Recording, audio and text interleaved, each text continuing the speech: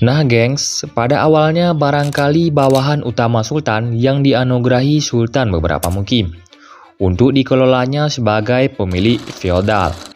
Pola ini dijumpai di Aceh Besar dan di negeri-negeri taklukan Aceh yang penting. Nah gengs, mengenai persaingan dengan imperialisme Eropa. Kekuasaan imperialisme Eropa yang pertama datang ke Asia Tenggara adalah Portugis. Pada tahun 1511 menaklukkan Malaka.